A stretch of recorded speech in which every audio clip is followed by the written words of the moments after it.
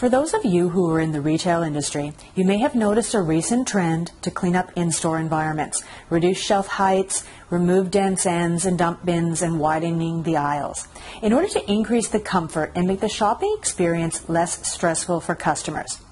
Now, the big question then becomes, does clean make customers keen?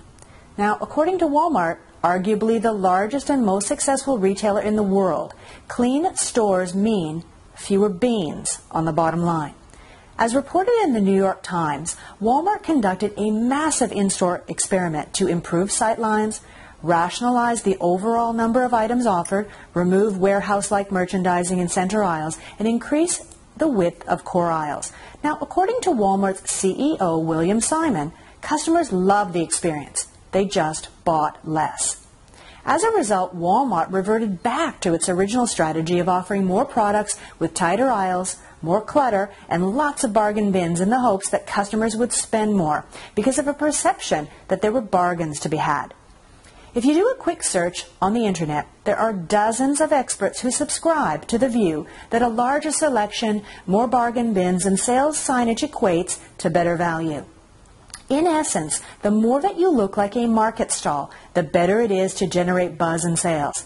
They argue that if your merchandise is neatly presented on the walls and in well-organized aisles with no point-of-sale impulse offers or dense ends full of 2-for-1 specials, customers will tend to think that your store is expensive, i.e. overpriced, and they will not buy from you. And if you think about it, you can probably name a whole list of retailers who subscribe to this clutter is good for business philosophy, and they seem to be successful. But how can we be sure that clutter makes customers keen? Have we been too quick to prematurely jump to a conclusion that clean is a traffic and transaction turnoff? Recent empirical evidence from the science of neurology sheds new light on how we think and, more importantly, how you make decisions. In fact, the decision-making part of your brain responds strongly to certain stimuli only. Did you know that your brain consumes 25% of your body's energy? As a result, your brain needs to conserve energy, so you tend to pay attention and be attracted to things that have sharp contrast, high visual appeal, strong emotional cues, and a clear beginning versus end message. Now, what does this mean for you in the context of your shopping environment? A chaotic, cluttered store is cumbersome for your brain to navigate. You have to work hard mentally to hunt down and search for bargains. It may create some powerful emotional appeal, but it's likely to be perceived by your brain as having low contrast, low visual appeal, and no clear beginning versus end. Shopping in this sort of environment takes time and energy, and it forces your brain to go into thinking mode. Now, this is a critical point because thinking is counterproductive to deciding. Thinking takes place in one part of your brain, the neocortex, while deciding happens much more quickly and automatically in your older reptilian brain.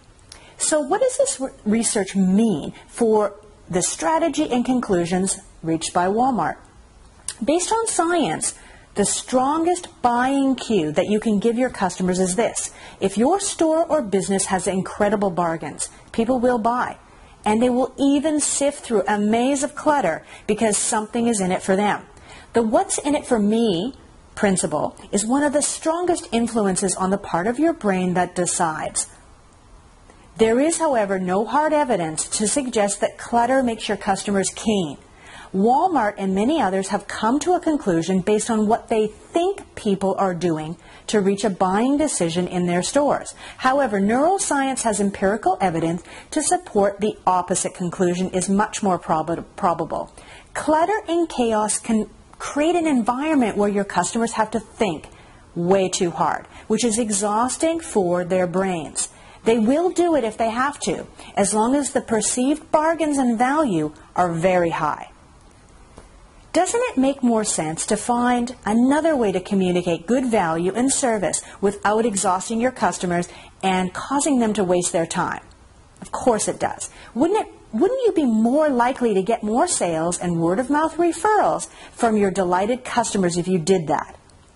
In the end, Walmart may be correct about the fact that their customers bought more in their cluttered store, but they are wrong about why that occurred. The best way to create more excitement in sales is to make it easier for your customers to decide. You need to show them what's in it for them. Increase the contrast between your solution and your competitors and communicate a strong, tangible visual message that compels them to say yes.